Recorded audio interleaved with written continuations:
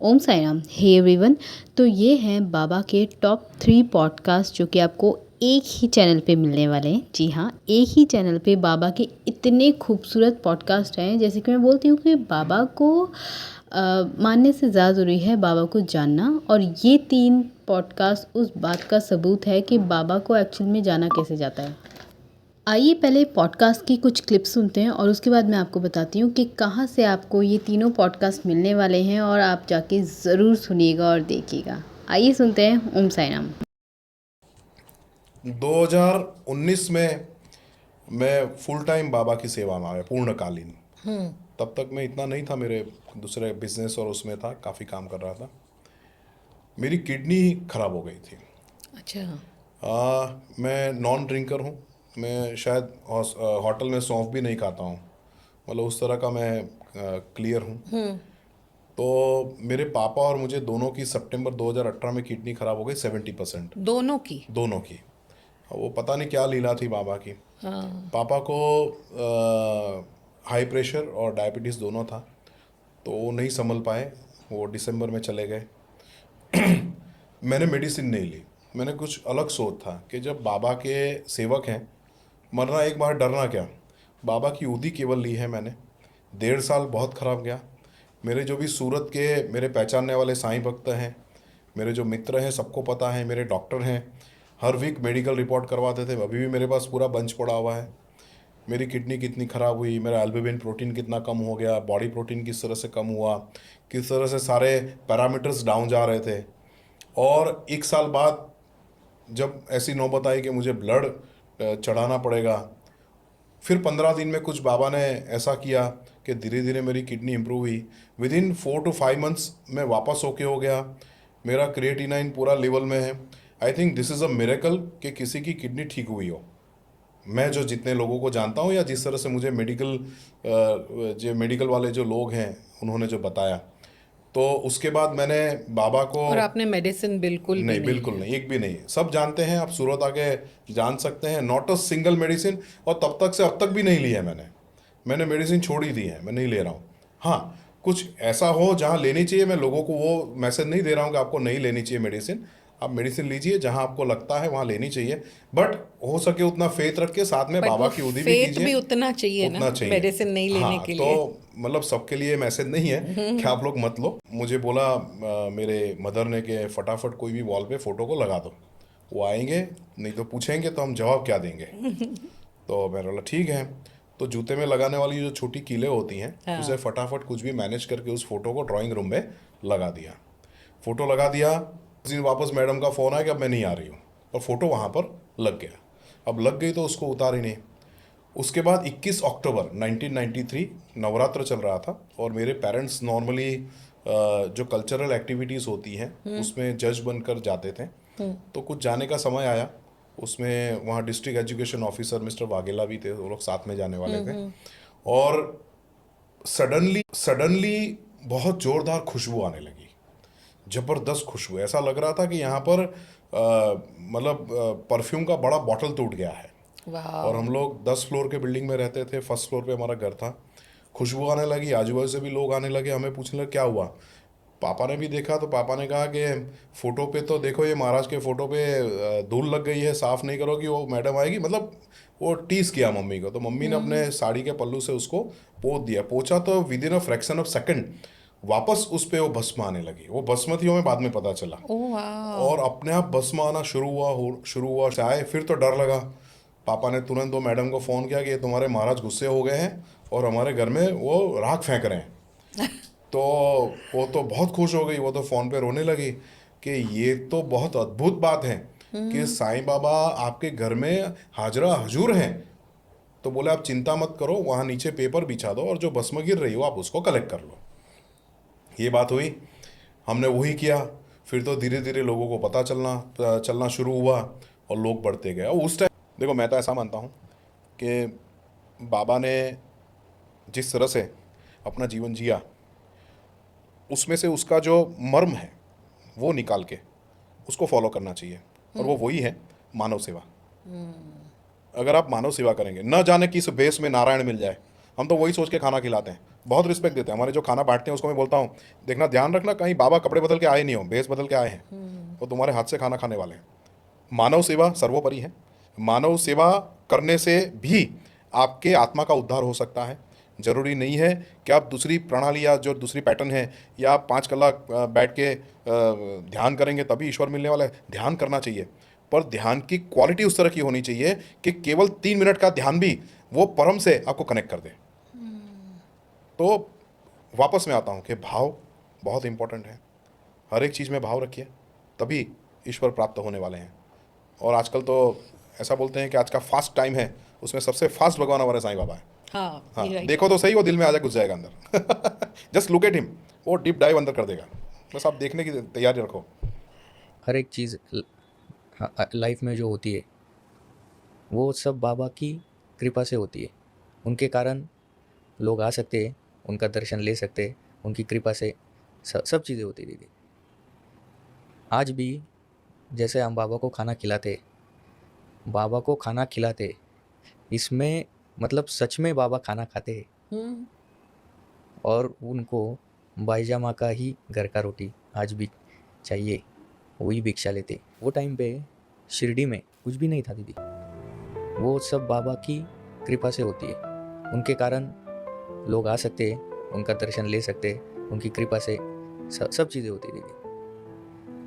आज भी जैसे हम बाबा को खाना खिलाते, इसमें मतलब सच में बाबा खाना खाते हैं और उनको बाईजा माँ का ही घर का रोटी आज भी चाहिए, वही भिक्षा लेते। हम बाबा को टोबैको होता है दीदी, हाँ टोबैको जी। स्मोक करते हैं बाबा। हाँ।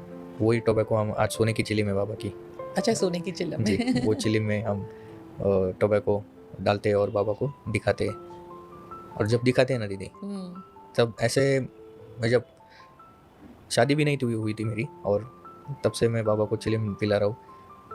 मेरा जो एक्सपीरियंस है ना दीदी, ऐसा लगता है कि उन्होंने बहुत करीब कस के पकड़ के रखा है।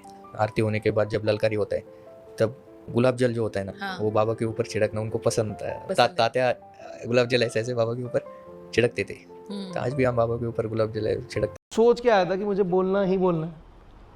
एक तो जैसे मैंने बोला कि हम बाबा के पास जाते हैं, हमेशा चीज़ें मांगते हैं, तो मैंने उस पर कहा था कि ऐसा है कि ये दौलत, शोहरत, घर, गाड़ी, जो कुछ मिला है हमें, ये सारा कमाल है साईं का। क्या कभी पूछा है साईं से जाकर कि क्या हाल है साईं का? तो उससे उसका हाल पूछो जाके, रेदर देन भाई मैंने जो कहा कि हम मेटीरियलिस्टिक चीज़ें जो उससे डिमांड करते हैं। और एक चीज़ और जो कि बहुत मेन है, हम द्वारका माई में जाएं तो भी एंटर करते हैं, जब द्वारका माई की सीढ़ियाँ चढ़ते हैं तो सामने ऊपर देखना कभी तो लिखा हुआ है श्रद्धा सबूरी। जब एंटर करते हैं तो सामने वॉल पे लिखा हुआ है श्रद्धा सबूरी। और जब हम समाधि मंदिर में जाते हैं तो बाबा के लेफ्ट साइड पे हम इधर देखो श्रद्धा सबूरी। तो वो हर जगह इंडिकेशन देता है, मेरे पास आए हो तो श्रद्धा सबूरी, श्रद्धा और सबूरी बढ़ाओ, ये मांगो। तो जितना अगर किसी को बाबा से कुछ मांगना है, बाबा को तो मांगो, लेकिन श्रद्धा सबूरी मांगो, जो कि हर सिचुएशन में आपकी लाइफ के काम आने वाली है, आपको कभी डोलने नहीं देगी। मेरा ये पर्सनल, अगर मैं किसी को कुछ कहूँगा तो यही कहूँगा, दिखावे की सब चीज़ों से परहेज है मुझे, मेरी ज़िंदगी सादगी में बीती है। दिखावे की सब चीज़ों से परहेज है मुझे, मेरी ज़िंदगी सादगी में बीती है। मैं एक फ़कीर का ग़ुलाम हूँ, यही मेरी रईसी है। कि आपने बोला जब हम समाधि मंदिर में जाते हैं तो आप समाधि मंदिर के लिए, मतलब मैंने क्या फ़ील करा है, जो मैं नज़ारा देखता हूँ वहाँ पे जाके, तो वो ये है कि किसी की आँखों से नीर बहते हैं तो कोई बस मुस्कुराता रहता है, हर कोई अपने ढंग से बाबा को दिल की बात कहता रहता है। अपने आसपास की कहाँ किसी को खबर रहती है, अपने आसपास की कहाँ किसी को खबर रहती है। जब हम समाधि मंदिर में होते हैं बस साईं बाबा पर नज़र रहती है, बस साईं बाबा पर नज़र। क्योंकि आप किसी को भी देख लो, वो सब एक ही वे 1 to 1 ही होता है, धक्का लग रहा है, कुछ हो रहा है, बस बाबा को देखते रहो, क्योंकि वो एक लिमिटेड टाइम है, आपको 2 से 3 मिनट ही मिले हैं। अब आपने बाबा से सारी बात सोचते हैं हम क्या क्या कहेंगे बाबा को जाके, वो 2 से 3 मिनट के अंदर बंदा सब भूल जाता है, बस उसको देखता रहता है। धक्के लग रहे हैं, वो उसको देखे जा रहा है, अंदर बात करे जा रहा है, रोए जा रहा है, मुस्कुराए। वो 3 मिनट जो इतना सफ़र है ना, जर्नी, जब घर से निकले फिर होटल, यहाँ रुकना, फिर उसके बाद जब मंदिर में जाना, वो 3 मिनट की कहानी है। वो 3 मिनट में प्यार लेना और उसे प्यार देना, ये मतलब मैंने फील करा है जो लोगों को मैं देखता हूँ वहाँ के। ओम साई राम। तो आइए बात करते हैं कि आपको ये तीनों पॉडकास्ट जो कि मिलने वाले हैं एक ही चैनल पर, और तीनों में इतनी खूबसूरती से, इतनी क्रिस्टल क्लैरिटी से बाबा को बताया गया है, और तीनों ही ऐसे हैं कि आप कुछ सीख के ही जाएंगे इनसे। क्योंकि एक हैं बाबा के वो भक्त जिनको बाबा ने शिरडी में अपने पास शरण में रख रखा है, एक हैं जिन्होंने बाबा के ऊपर ही जैसे कि कोई इतना रिसर्च वर्क किया है, और एक हैं बाबा की ही, या कह लीजिए तात्या जी की जनरेशन, 5th जनरेशन। तो जी हाँ, ये हैं डॉक्टर अनीता रजनी जी, जिनके थ्रू ये 3 पॉडकास्ट कंडक्ट किए गए हैं, और आप जाके ज़रूर सुनिएगा, स्पेशली सुनिएगा। बाबा के बारे में जो मिथ है वो इनके क्वेश्चनों के थ्रू क्लियर होंगे। तो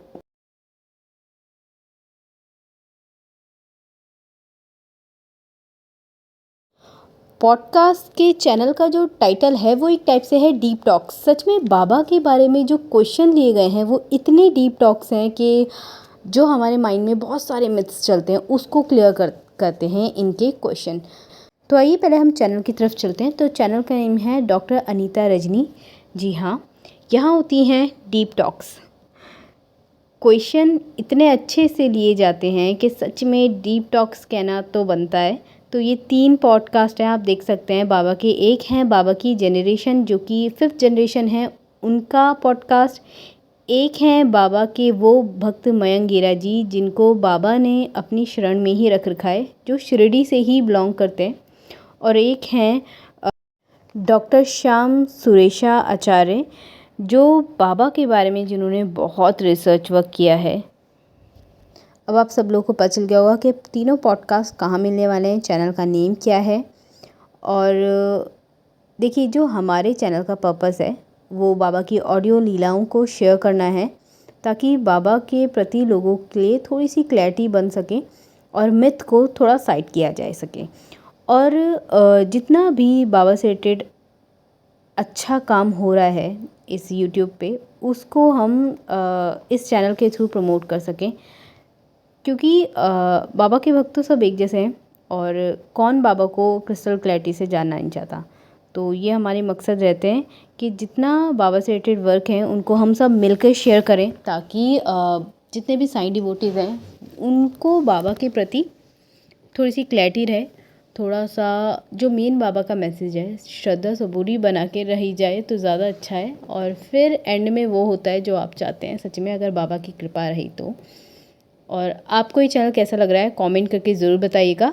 इवन जो डॉक्टर रजनीश जी हैं, उनके उस पर आप कमेंट करके बता सकते हैं तीनों पॉडकास्ट को सुनने के बाद कि आपको एक्चुअल में ये पॉडकास्ट कैसे लगे। सच बताऊँ तो मैंने जो पर्सनली तीनों के तीनों बैक टू बैक पॉडकास्ट सुने, और वो इतने फैबुलस हैं, इतने फैबुलस के मेरी जितनी भी लिस्ट में साईं डिवोटीज़ हैं, मेरे व्हाट्सएप पे, इंस्टाग्राम पे जितने भी साईं डिवोटीज़ हैं, मैंने उन सबको ये तीनों पॉडकास्ट सेंड किए हैं। तो इस चैनल पे जितना भी बाबा से रिलेटेड कुछ भी हो रहा होगा, यहाँ आपको उसकी ज़रूर खबर रहेगी। देखिए, पॉडकास्ट सुनने से पहले या कोई भी साईं लीला, साईं स्टोरी सुनने से पहले एक बात हमेशा ध्यान रखें कि सबसे ऊपर कर्म और इंसानियत है, उसके बाद वो जिनको आप मानते हैं। जैसे मेरे लिए मेरे साईं, आपके लिए कौन है, कमेंट करके ज़रूर बताइएगा। और ये भी बताइएगा कि आपको ये वर्क कैसा लग रहा है, कि जितना हमसे हो सक रहा है हम आप लोगों के लिए बाबा से रिलेटेड सब कुछ प्रोवाइड कराने की कोशिश करेंगे, जितना हो सकता है। मतलब चाहे वो बाबा से रिलेटेड भजन हो, बाबा से रिलेटेड टॉप पॉडकास्ट हो, बाबा से रिलेटेड ऐसे स्टोरीज़ जिनको जानना आई थिंक सारे साईं डिवोटीज़ के लिए बहुत ज़्यादा ज़रूरी है। ओके, तो मिलते हैं नेक्स्ट वीडियो में नई किसी टॉपिक के साथ, नई किसी लीला के साथ। चैनल पे नए हैं तो चैनल को सब्सक्राइब ज़रूर कीजिएगा। कोई भी वीडियो लीला आपको अच्छी लग रही हो तो प्लीज़ लाइक कीजिएगा। ओम साई राम, जय साई राम।